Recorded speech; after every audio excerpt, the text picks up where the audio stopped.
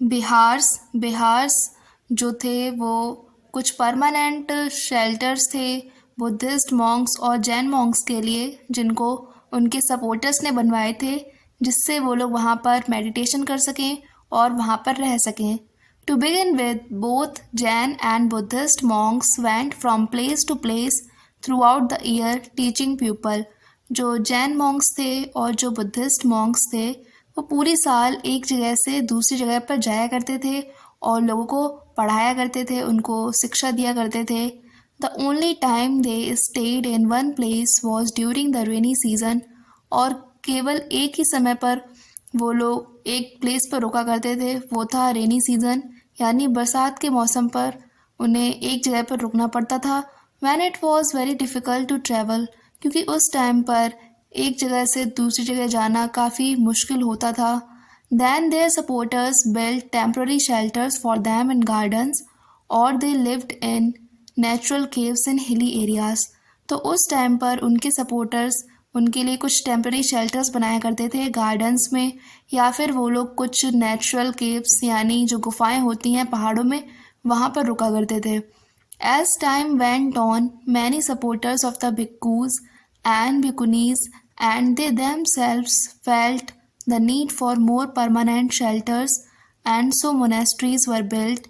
तो जैसे जैसे समय बीतता गया, उनके सपोर्टर्स जो भिक्खूज और भिक्खुनीज के सपोर्टर्स थे उनको, और इसके अलावा उनको खुद को ये महसूस होने लगा था कि उनको कुछ परमानेंट शेल्टर्स की ज़रूरत है, इसलिए मोनेस्ट्रीज़ को बनाया गया।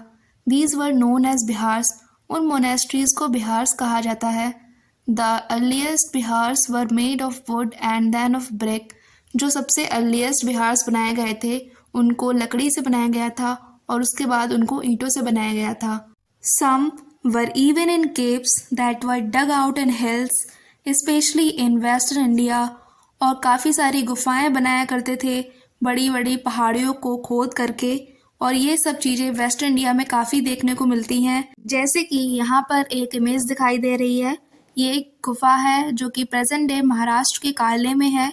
इसको एक गुफा में बदला गया है एक बड़ी सी पहाड़ी को हॉलो करके।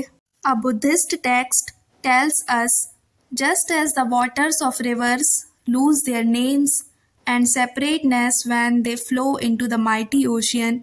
जिस प्रकार से नदियाँ अपना पानी, अपना नाम और अपनी पहचान खो देती हैं जैसे ही वो एक बड़े से विशाल समुद्र में मिल जाती हैं, सो आर वर्ण and ranks and family forgotten when the followers of the Buddha join the order of Monks. उसी प्रकार से जो बुद्ध के फॉलोअर्स होते हैं वो अपना वर्ण, रैंक और परिवार को भूल जाते हैं जैसे ही वो मॉन्क्स के ऑर्डर को ज्वाइन करते हैं। Very often, the land on which the Bihar was built was donated by a rich merchant or a landowner or the king।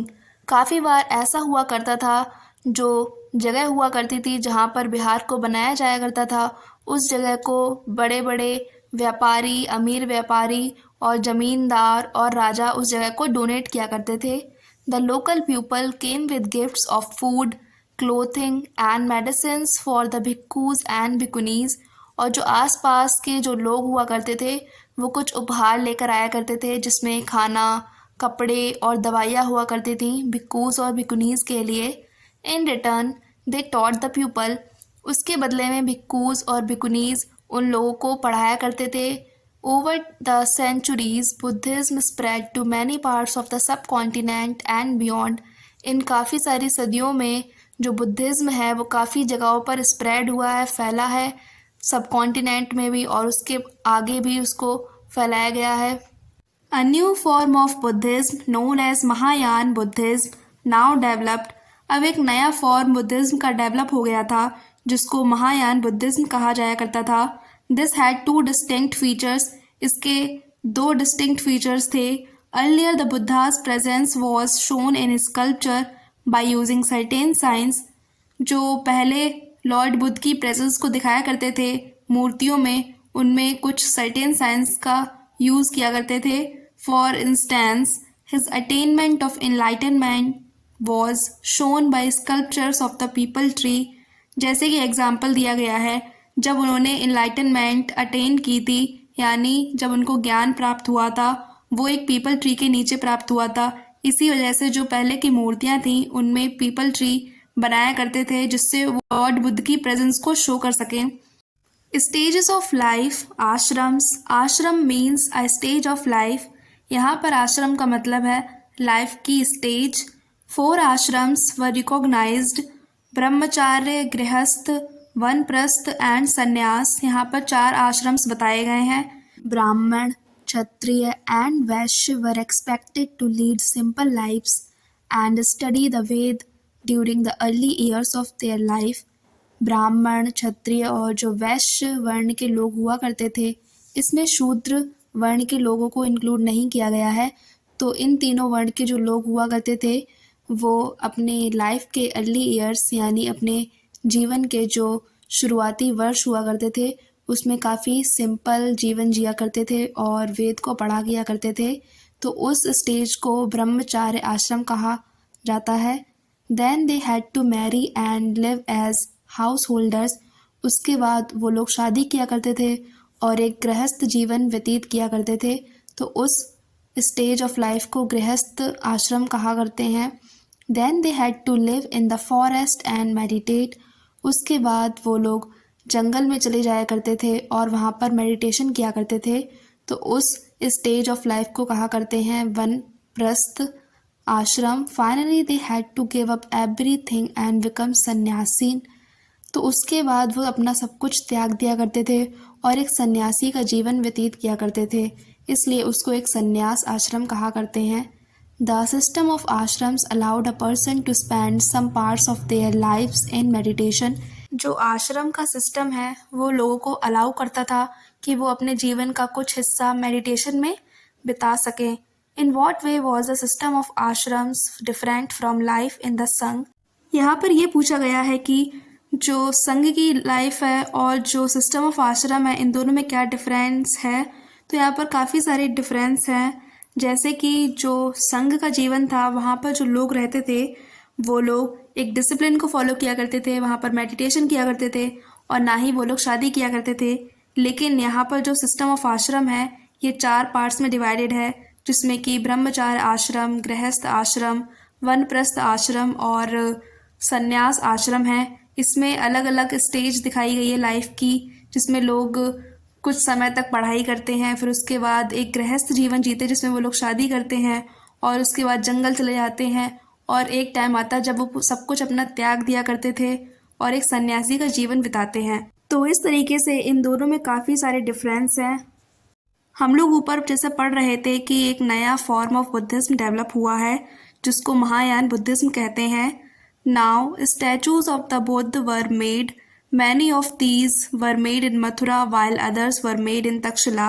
अब जो नया महायान बुद्धिज्म आया उसमें जो लॉर्ड बुद्ध के स्टैचू बनने लगे थे, काफ़ी सारे स्टैचूज उनके मथुरा में बने थे और काफ़ी सारे तक्षशिला में भी बने थे। तक्षशिला प्रेजेंट डे पाकिस्तान में है। The second change was a belief in bodhisattvas. These were supposed to be persons who had attained enlightenment. और जो सेकेंड चेंज देखने को मिलता है वो था बिलीफ इन बोधिसत्वास। बोधिसत्वास में विश्वास। बोधिसत्वास वो लोग थे जिन्होंने सुप्रीम नॉलेज को अटेन किया था। Once they attained enlightenment they could live in complete isolation and meditate in peace. जैसे ही उनको सुप्रीम नॉलेज मिल जाया करती थी तो वो एक अलग से अपना जीवन जी सकते थे, एक कंप्लीट आइसोलेशन में रह सकते थे जहाँ पर कोई भी उनको डिस्टर्ब ना करे और वहाँ पर वो पीसफुली शांतिपूर्वक मेडिटेशन कर सकें। However instead of doing that they remained in the world to teach and help other people. लेकिन वो ऐसा नहीं करते थे, वो लोगों के बीच में रहा करते थे और वहाँ पर वो लोगों को पढ़ाया करते थे और उनकी मदद किया करते थे। The worship of bodhisattvas became very popular and spread throughout Central Asia, China and later to Korea and Japan। जो बोधिसत्वा की वर्शिप है, जो बोधिसत्वा की जो पूजा है वो काफ़ी फेमस हो गई थी और ये काफ़ी जगहों पर भी फैल भी गई थी, जैसे कि सेंट्रल एशिया, मध्य एशिया में, चाइना में और बाद में कोरिया और जापान में भी फैल गया था। Buddhism spread to western and southern India where dozens of caves were hollowed out of hills for bhikkhus to live in। और जो बुद्धिज्म है वेस्टर्न और सदर्न इंडिया में फैल गया था, मतलब जो वेस्टर्न साइड है इंडिया की वहाँ पर, और जो साउथ इंडिया है वहाँ पर ये काफ़ी स्प्रेड हो गया था। और वहाँ पर काफ़ी सारी जो पहाड़ियाँ थी उनको खोखला करके उनको गुफाओं में बदला गया था जहाँ पर भिक्खूज रह सकें। Buddhism also spread southeastwards to Sri Lanka, Myanmar, Thailand, and other parts of Southeast Asia, including Indonesia। इसके अलावा जो बुद्धिज्म है वो साउथ ईस्ट वर्ड भी फैला था, जो कि श्रीलंका में फैल गया था, म्यांमार में, थाईलैंड और साउथ ईस्ट एशिया के पार्ट्स में जैसे कि इंडोनेशिया में। The older form of Buddhism known as Theravada Buddhism was more popular in these areas. और इन एरियाज़ में ओल्डर जो बुद्धिज़्म था जिसमें उनकी मूर्ति नहीं बनाई जाती थी और ना ही उनकी पूजा पाठ हुआ करती थी, केवल उनके जो प्रेजेंस को दिखाने के लिए कुछ साइंस का यूज़ किया करते थे, वही इस्तेमाल किया करते थे। Pilgrims are men and women who undertake journeys to holy places in order to offer worship। Pilgrims यानी तीर्थयात्री जो एक रिलीजियस प्लेस से दूसरी रिलीजियस प्लेस पे जाया करते हैं और वहाँ पर पूजा पाठ किया करते हैं।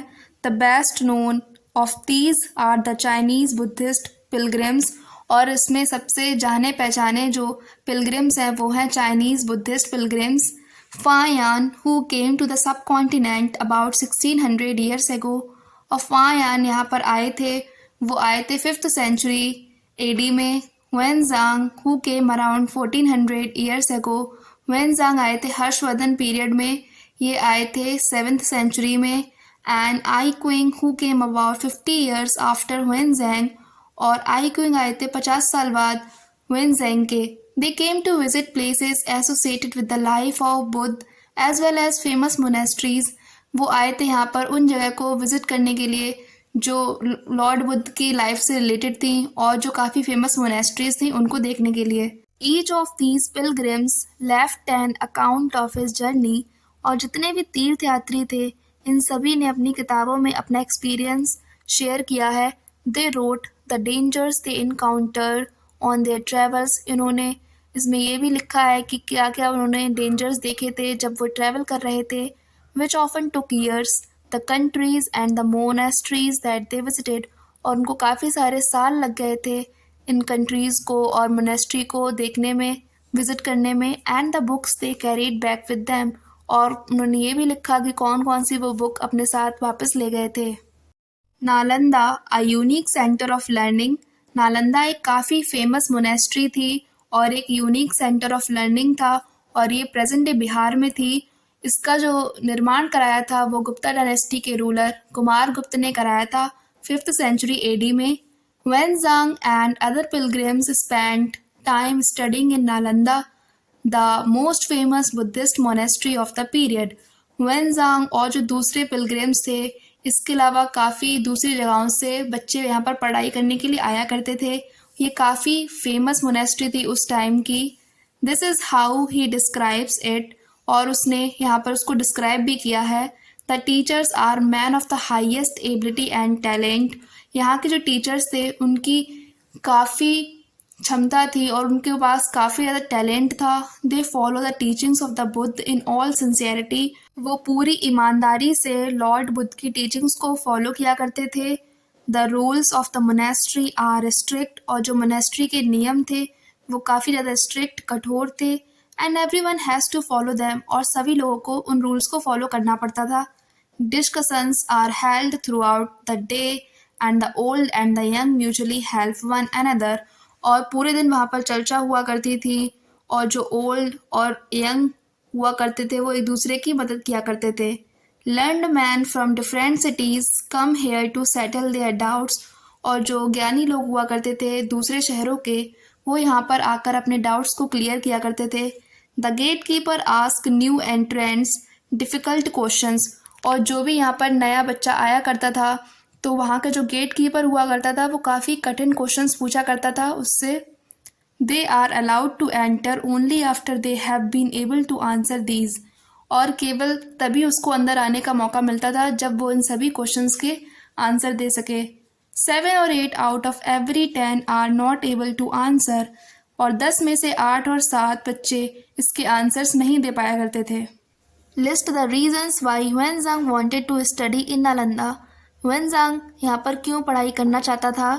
वो इस वजह से चाहता था क्योंकि ये काफ़ी जानी मानी यूनिवर्सिटी थी, यहाँ पर काफ़ी ज़्यादा टैलेंटेड टीचर्स थे, यहाँ पर स्ट्रिक्ट रूल्स फॉलो हुआ करते थे, और यहाँ पर हर सब्जेक्ट में ट्रेनिंग दी जाती थी, मतलब सारे सब्जेक्ट पढ़ाए जाते थे जैसे कि politics, medicine, algebra, astronomy and art of battle. और यहाँ पर एक काफ़ी बड़ी लाइब्रेरी भी थी। तो ये काफ़ी सारे रीजंस हैं जिस वजह से बाहर के जो विदेशी स्टूडेंट्स थे वो काफ़ी ज़्यादा अट्रैक्ट हुआ करते थे इस यूनिवर्सिटी की तरफ। तो चैप्टर 6 यहीं पर फिनिश होता है। Thanks for watching.